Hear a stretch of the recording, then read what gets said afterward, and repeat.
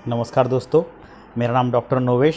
आज जो टॉपिक है जो मैं आपसे शेयर कर रहा हूँ वो है मल के बारे में।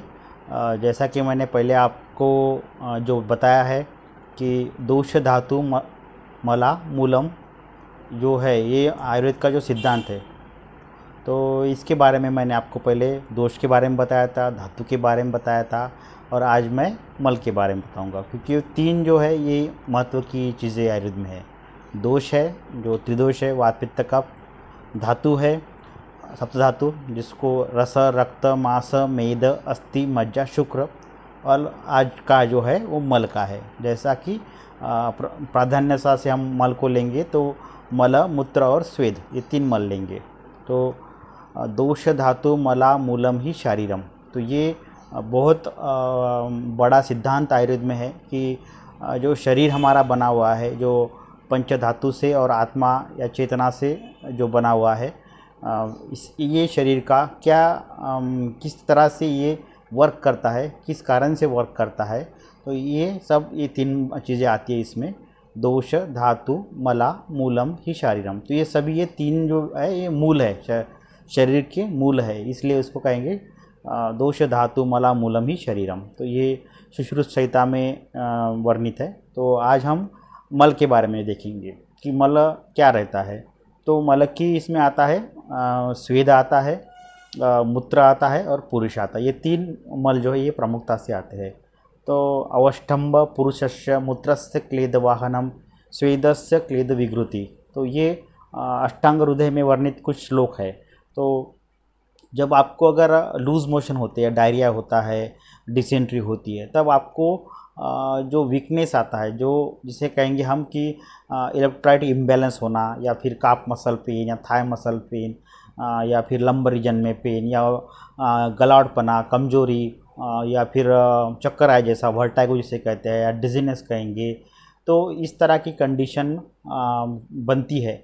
और फिर इसी कारण पुरुष को हम अवष्टम्भ करते हैं, जिसको हम धारण करना। अवष्टम्भ मीन्स कहीं ना कहीं तो भी आपको बल देता है, क्योंकि राजश्मा की चिकित्सा में भी बताया गया है बलम तस्य ही विड बलम, तो विड का मतलब होता है पुरुष का। तो राजश्मा के रोगी को भी जो पुरुष जो है, जिसको हम कहेंगे कि फिकल मेथड, तो वही बल प्रोवाइड करता है, या फिर उसको स्ट्रेंथ प्रोवाइड करता है। तो अवष्टम्भ पुरुष से ये वर्ड आता है। तो इसमें फिर जो चीज़ें हैं ये प्राकृत मात्रा में रहा तो ही सही है, या फिर कॉन्स्टिपेशन जैसी चीज़ है, या फिकुलित बन जाता है, मलबद्धता जैसी कंडीशन है, कब्ज जिसे हम कहेंगे, तो ये फिर कंडीशन आपको विकृत हो जाती है। या फिर गुदेन बहुद्रव शरणम अतिसारम, या फिर प्रवाहतो बहुशो अल्पमलाक्तम प्रवाहिकाम ताम प्रवदंती तज्ञाः। ये इस तरह से अलग अलग कंडीशन है। अतिसार की कंडीशन है, ग्रहणी की कंडीशन है, प्रवाहिका की है, आना है, आदमान है, आटोफ है, या फिर अजीर्ण की अलग अलग कंडीशन है, आमाजीर्ण, विदग्धाजीर्ण, विष्टब्धाजीर्ण, रसशेषाजीर्ण, दीनपाकी अजीर्ण, इस तरह की कुछ अजीर्ण की कंडीशन रहती है। तो ये सभी जो चीज़ें हैं ये अविकृत चीज़ें हैं, ये प्राकृत चीज़ें नहीं है, विकृत चीज़ें हैं। तो विकृत और प्राकृत में आपको समझना चाहिए कि कॉन्स्टिपेशन है, इसका मतलब वो अवष्टम्भ कर रहा है इस तरह, ये नहीं, ये चीज़ें नहीं है। अवष्टम्भ मीन्स कि आपका जो मोशन है वो प्रॉपर हो रहा है, ज़्यादा भी नहीं हो रहा है और कम भी नहीं हो रहा है। जो डेली का मोशन का आपको जो रूटीन बना है वो मेंटेन है, वही आपको बल प्रोवाइड करेगा। तो अवष्टम्भ पुरुषस्य मूत्रस्य क्लेद वाहनम, क्लेद एक जिसे कहेंगे कि मल का पार्ट है जो क्लेद का वहन करते हैं। कफ की कुछ चीज़ें रहती है बनी हुई शरीर में, या फिर अप्राकृत जो है वो कफ रहता है, तो या फिर कुछ धातुओं का कुछ अप्राकृत घटक रहता है, तो वो क्लेद के स्वरूप में रहता है, तो वो बाहर निकालने के लिए जो मूत्र है वो काम करता है। जैसा कि हमने कहा, अगर हम सोचते हैं इस कंडीशन को, तो अलग अलग तरह के जो इम्प्यूरिट है हमारे शरीर में, वो सभी किडनी के द्वारा बाहर फेंके जाते हैं। किडनी है, यूरेथ्रा, ब्लैडर है, यूरेटर है, ये जो सिस्टम जो है यूरिनरी ट्रैक वाली सिस्टम जो है। तो इसमें वही है कि पूरा जो आपके शरीर को जो नहीं चाहिए वो सभी जो चीज़ें हैं वो बाहर फेंकने का कार्य आपकी किडनी करती है, या फिर मूत्र के द्वारा वो बाहर फेंका जाता है। उसमें अलग अलग तरह के कुछ जो हमारे शरीर को ज़रूरी नहीं रहते वो घटक पूरे फेंके जाते हैं। अगर ये कम भी फेंके गए तो भी प्रॉब्लम है। जैसा कि अगर ऑक्सैलिक एसिड पूरी तरह से आपको आपके शरीर से एक्सपेल नहीं हो रहा है, या फिर उसमें कुछ ना कुछ तो भी डिसऑर्डर हुआ है, या फिर वो उसको मंदता प्राप्त हुई है, तो वो फिर वो कहीं ना कहीं डिपॉजिट होगा, किडनी में डिपॉजिट होगा, या फिर यूरेटर में होगा, या फिर ब्लैडर में होगा, कहीं पर भी हो सकता है।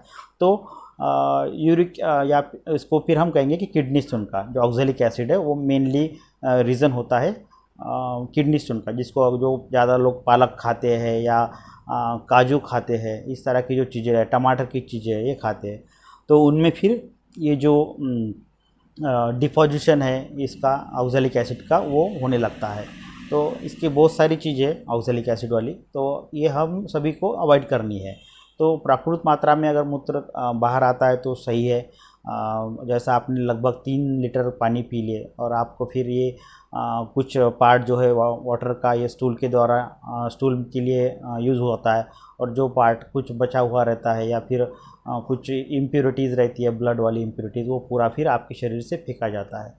तो लगभग 1.5 लीटर के आसपास से आपका जो है लगभग 24 आवर के इसमें तो वो एक्सपेल होना चाहिए आपको, या फिर 1000 लीटर या 1200 लीटर या 1500 लीटर नहीं, ml कहूँगा मैं, 1000 ml मीन्स 1 लीटर, या फिर 1.2 लीटर या फिर 1.5 लीटर, तो इस तरह से ये एक्सपेल होना आपको ज़रूरी हो जाता है। लेकिन ये अगर कम होता है वो भी एक अच्छी साइन नहीं है, जिसे हम कुछ किडनी फेलियर की कंडीशन में कहेंगे, या क्रॉनिक किडनी फेलियर की कंडीशन में देखेंगे कि कहीं ना कहीं तो भी आपका जो ग्लोमेरुलर फिल्ट्रेशन रेट है वो बराबर नहीं है, किडनी प्रॉपर वे से वर्क नहीं कर रही है, कहीं ना कहीं उसमें कमजोरी आई है, उनका जो स्ट्रक्चर है वो सही नहीं है, तो वो अलग अलग तरह की फंक्शनल डिफॉर्मिटीज़ या फिर एनाटॉमिकल डिफॉर्मिटी उसमें आई है, वो जानते हुए हमें फिर ट्रीटमेंट का पार्ट करना पड़ता है। या फिर बहुमूत्रता जैसा कंडीशन है, तो उसमें भी फिर बारंबारता ज़्यादा रहती है, रात को उठना पड़ता है, जैसे हम शुगर की कंडीशन में कहते हैं कि जिनको डायबिटीज़ है उनको पॉलीयूरिया होता है, तो ये पॉलीयूरिया की कंडीशन, ये भी प्राकृतिक कंडीशन नहीं है, ये विकृत कंडीशन है। तो ये मूत्र का काम है कि मूत्र जो है वो बाहर फेंकता है हमारे शरीर को जो नहीं चाहिए वो घटक को।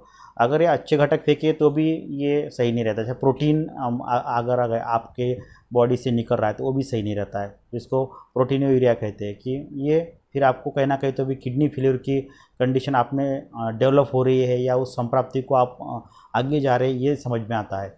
तो इस तरह आपको मूत्र का भी ध्यान देना है। और फिर उसमें फिर बहुत अलग अलग चीज़ें आती हैं मूत्र में, जैसे कि क्षार में है, काल में है, उदक में है, तो ये अलग अलग तरह के क्षार, काल, नील, लोहित, मंजिष्ठा, हरिद्रा, इस तरह के कंडीशन है। या हस्ती में है, मधुमेह है, जिसको ओजोमेह भी कहते हैं, तो ये कंडीशन आती है। या फिर कुछ लालाल में है, सिकता में है, ये कंडीशन है, कुछ कफज प्रमेह की इसमें। तो ये 20 तरह के प्रमेय का वर्णन किया गया है, तो ये अलग अलग उसी कंडीशन से बनते हैं, संप्राप्ति से बनते हैं। फिर बहुमूत्रता जो है वो भी अलग सी कंडीशन है। और फिर जैसा कि आमदोष अगर बढ़ा हुआ है तब भी आपकी बहुमूत्र रहेगी, और जैसा कि मैंने कहा कि प्रमेय की कंडीशन में भी। या फिर और हम इसको अगर अलग से देखेंगे तो मूत्रकुच्छता है या फिर मूत्राघात है, तो ये भी कंडीशन अलग संहिता में वर्णित है, तो ये मूत्र के संदर्भ में आता है। बाद में हम अगर देखेंगे स्वेद के बारे में, तो स्वेद का भी प्राकृतिक रूप में आना सही है, लेकिन ये ज़्यादा आता है तो भी हानिकारक है, कम आता है तो भी हानिकारक है।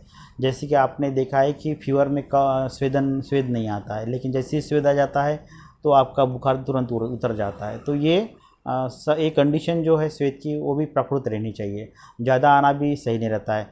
जैसा कि हाथ को किसी पेशेंट में बहुत ज़्यादा घाम पसीना आता है, पैरों को बहुत ज़्यादा पसीना आता है, तो ये प्लांटर रीजन ज़्यादा पसीने का रहता। और फिर जिसको कहेंगे कि हम पाल्मर और प्लांटर, तो इस तरह से दोनों की कंडीशन में भी स्वेद ज़्यादा आना ये सही नहीं रहता, ये डिसीज़ का कारण है। तो इसको हम हाइपर हाइड्रोसिस कहते हैं, hyper hidrosis, palmo planter hyper hidrosis, ये पूरा एक वर्ड आता है। तो जिसको हाथों के टोटल जो है हाथों का जो पंजा है इसको भी आपका बहुत ज़्यादा पसीना आएगा और पैरों में पसीना आएगा, तो इनको फिर जो लिखना रहता है उसमें भी दिक्कत आ जाती है, तो ये अच्छी कंडीशन नहीं रहती है। बाद में किसी किसी पेशेंट को बहुत ज़्यादा पसीना आता है या फिर रुग्ण को पसीना आता है, प्रकृत व्यक्ति में भी, तो उसमें फिर स्किन डिसीज़ होने के बहुत ज़्यादा चांसेस रहते हैं, जैसे कि अलग अलग तरह के फंगल इन्फेक्शन है, बैक्टीरियल इन्फेक्शन है, इचिंग है, स्कैबिज जैसा है, या फिर जो जिसको हम रिंग वर्म कहते हैं उस तरह की कंडीशन बनी रहती है। लॉयन रीजन है या ग्रोइन रीजन है या फिर एक्सिलरी रीजन है, ये इस यहाँ का रीजन एक्सिलरी रीजन है या नीचे वाला रीजन है, उसमें फिर पसीना ज़्यादा रहते हुए स्किन डिसीज़ होना उसमें ज़्यादा पाया जाता है। तो ये स्वेदन की मीन्स स्वेद आने की कंडीशन या स्वेटिंग की कंडीशन, ये भी सही नहीं है। तो ये तीनों जो मल जो है ये प्राकृत रूप से रहना अच्छा है, मल, मूत्र और स्वेद। अगर अविकृत रहते हैं, ज़्यादा मात्रा में रहते हैं या कम मात्रा में रहना ये भी गलत है, ज़्यादा रहना ये भी गलत है, ये प्राकृत रहना चाहिए ताकि आपका जो शरीर है उसको डिसीज़ ना बने, उसमें वो डिसीज़ निर्माण ना हो। तो इसी कारण से दोष धातु मला मूलमी शारीरम ये कहा है सुश्रुत संहिता में। तो ये सब तीन चीज़ें हैं। मैंने पहले ही आपको जो मला धातु के बारे में जिसको दुष्य भी कहते हैं और फिर दोष के बारे में ये भी बताया, पहले वीडियो मैंने अपलोड किया था। लेकिन आज मुझे लगा कि कहीं ना कहीं ये जो पूरा सीक्वेंस है इसको कंप्लीट किया जाए ताकि आपको जो सही नॉलेज आयुर्वेद का मिले। तो ये जो श्लोक है बहुत अच्छा श्लोक आयुर्वेद में बताया गया है। अगर बातें समझ जाते हैं तो आपको बेसिक जो नॉलेज है वो आपको ध्यान में आएगा कि आयुर्वेद किस तरह से सोच है आयुर्वेद की, इसमें ग्रंथों में किस तरह से सोच है। तो दोष धातु मल ये मूल है शरीर के, तो ये प्राकृत रखना आपकी जिम्मेदारी है।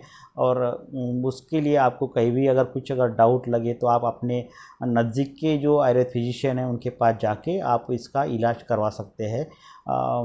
कुछ संशोधन चिकित्सा है या फिर शमन चिकित्सा है या अलग अलग तरह की कोई चिकित्सा है वो करवा के आप इसको सही करवा सकते हैं।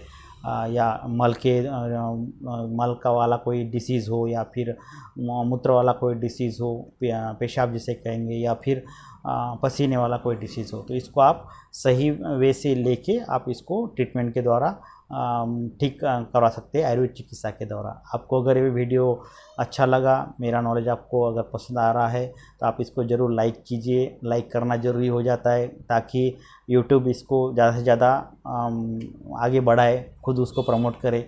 और इसको मेरे चैनल को अगर किसी ने अभी तक सब्सक्राइब नहीं किया तो सब्सक्राइब कीजिए।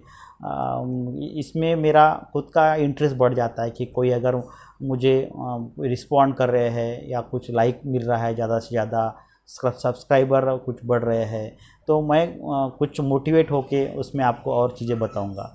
आपको अगर अच्छा लगा तो ज़रूर इसको फॉरवर्ड कीजिए। धन्यवाद। जय हिंद, जय आयुर्वेद।